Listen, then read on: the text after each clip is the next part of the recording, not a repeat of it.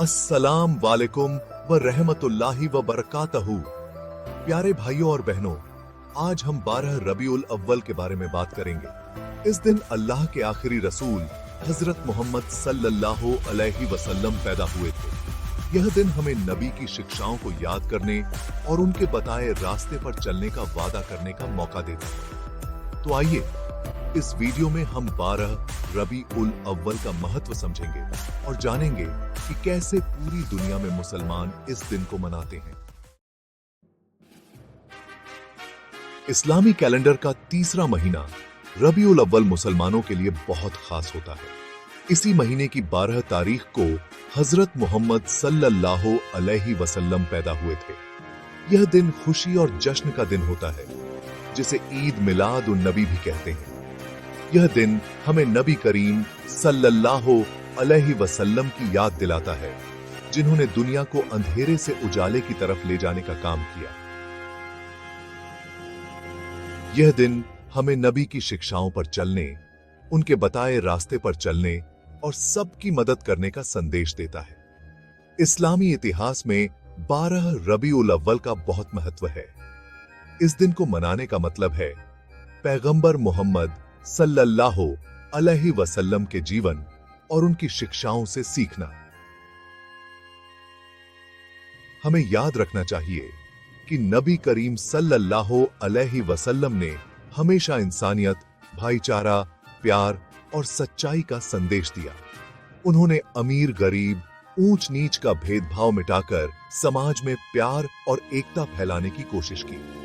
यह दिन हमें उन बुराइयों को दूर करने का संकल्प लेने का दिन है जो हमारे समाज को खराब कर रही हैं।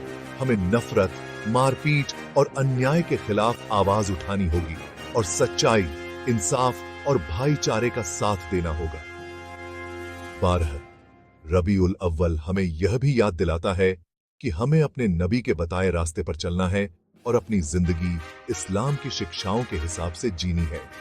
तो आइए इस 12 रबीउल अव्वल पर हम अल्लाह से दुआ करें कि वह हमें अपने नबी के बताए रास्ते पर चलने की ताकत दे और पूरी दुनिया में शांति, प्यार और भाईचारा बना रहे।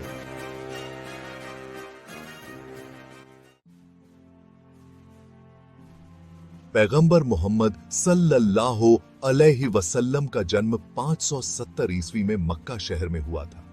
उनके जन्म से पहले ही उनके पिता गुजर गए थे और छोटी उम्र में ही उनकी मां भी चल बसी।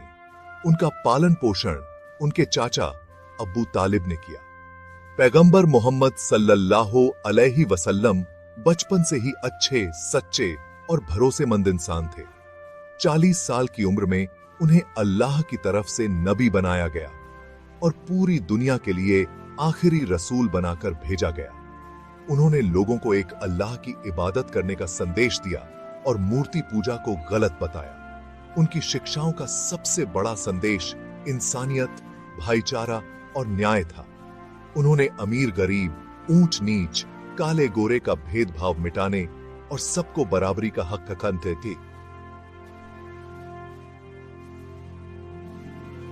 देने की बात कही चाहिए। पैगंबर मोहम्मद सल्लल्लाहु अलैहि वसल्लम ने सिर्फ धार्मिक शिक्षा पर ही ध्यान नहीं दिया, बल्कि उन्होंने सामाजिक, आर्थिक और राजनीतिक क्षेत्रों में भी लोगों को सही रास्ता दिखाया। उन्होंने एक ऐसे अच्छे समाज की स्थापना की जहां इंसाफ, भाईचारा और प्रेम की नींव पर लोग अपनी जिंदगी जीते थे। पैगंबर मोहम्मद सल्लल्लाहु अलैहि वसल्लम का जीवन मुसलमानों के लिए एक मिसाल है। उनकी शिक्षाएं आज भी उतनी ही महत्वपूर्ण हैं जितनी 1400 साल पहले थीं। हमें उनके बताए हुए रास्ते पर चलकर दुनिया को एक बेहतर जगह बनाने की कोशिश करनी चाहिए। इस रोज लोग खुशी मनाते हैं और दरूद पढ़ते हैं। इस दिन मस्जिदों को सजाया जाता है, रोशनी की जाती है और जगह जगह झंडे लगाए जाते हैं। जगह धार्मिक सभाएं होती हैं जिनमें जानकार लोग नबी करीम सल्लल्लाहु अलैहि वसल्लम के जीवन के बारे में बताते हैं और उनकी शिक्षाओं को आम लोगों तक पहुंचाने की कोशिश करते हैं। नबी करीम सल्लल्लाहु अलैहि वसल्लम की शान में नातो कव्वाली का भी आयोजन होता है। लोग बड़े ही प्यार और श्रद्धा से नाते पढ़ते और सुनते हैं। कुछ जगहों पर जुलूस भी निकाले जाते हैं जिनमें लोग नारे लगाते हुए नबी करीम सल्लल्लाहु अलैहि वसल्लम से अपने प्यार का इजहार करते हैं। इस दिन गरीबों और जरूरतमंदों को खाना खिलाया जाता है और उनकी आर्थिक मदद भी की जाती है। इस्लाम में गरीबों की मदद करने पर बहुत जोर दिया गया है और 12 रबीउल अव्वल के दिन लोग इस नेक काम में बढ़ चढ़कर हिस्सा लेते हैं। पर ध्यान रखना जरूरी है कि 12 रबीउल अव्वल को मनाने का तरीका हर जगह अलग अलग हो सकता है। कुछ लोग इसे बहुत सादगी से मनाते हैं तो कुछ लोग इसे बड़े ही धूमधाम से मनाते हैं। जरूरी यह है कि हम इस दिन नबी करीम सल्लल्लाहु अलैहि वसल्लम की शिक्षाओं को याद करें और अपने जीवन में उतारने की कोशिश करें।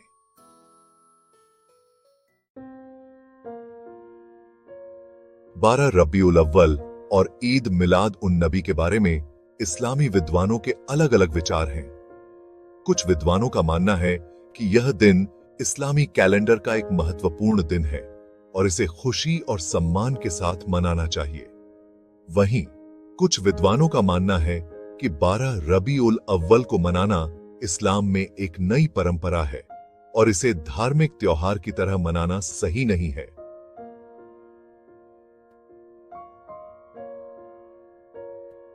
जाकिर नाइक जैसे प्रसिद्ध इस्लामी विद्वानों ने भी अपने विचार रखे हैं।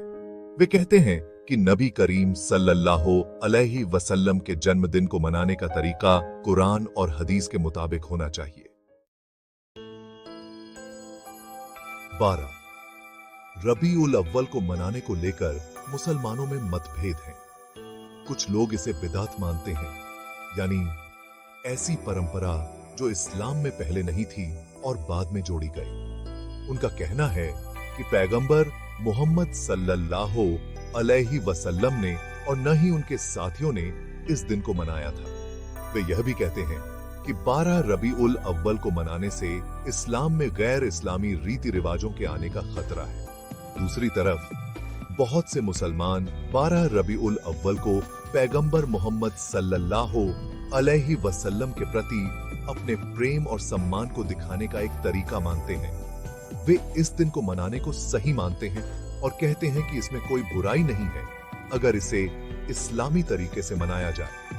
वे कहते हैं कि 12 रबीउल अव्वल मुसलमानों को एक साथ लाता है और उन्हें पैगंबर मोहम्मद सल्लल्लाहु अलैहि वसल्लम की शिक्षाओं को याद करने का मौका देता है। वे यह भी कहते हैं कि नबी करीम सल्लल्लाहु अलैहि वसल्लम ने खुशी मनाने से मना नहीं किया है, बल्कि उन्होंने तो खुशी के मौकों पर एक दूसरे को तोहफे देने और खाना खिलाने को कहा है।